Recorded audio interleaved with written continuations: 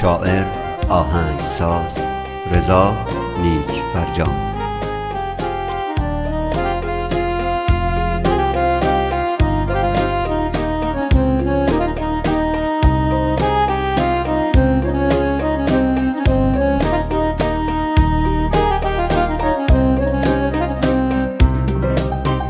سلطان غم چشم و چراغم مادر، تنها گلزار باغم مادر، بعد از خدا تنها امیدم مادر، من با دعایت رو سفیدم مادر. مادر پرستار دلم، ای روشنی بخشو چراغ منزلم.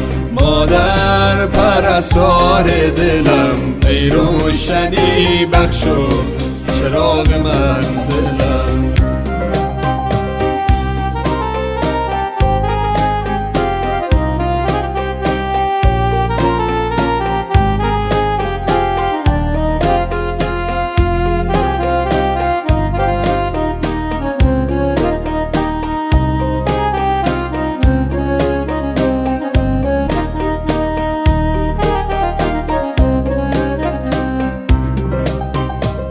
قلب منی این آرزوی آخر است، گویم بهش در زیر پای مادر است. ای وای من قدر تو رو نشناختم، من را ببخش تنها به خود پرداختم. مادر پرستار دلم، ای روشنی بخشو چراغ منزلم.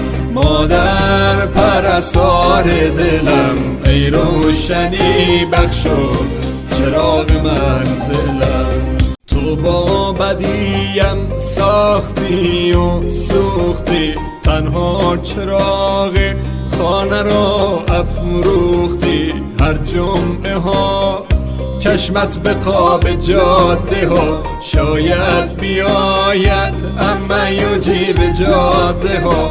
مادر پرستار دلم، ای روشنی بخشو چراغ منزلم. مادر پرستار دلم، ای روشنی بخشو چراغ منزلم.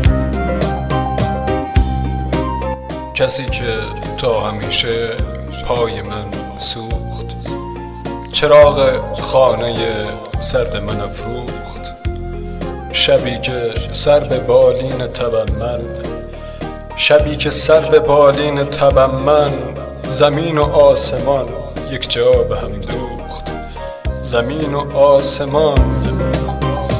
مادر تویی دار و ندارم مادر، بعد از تو من دیگر چه دارم مادر.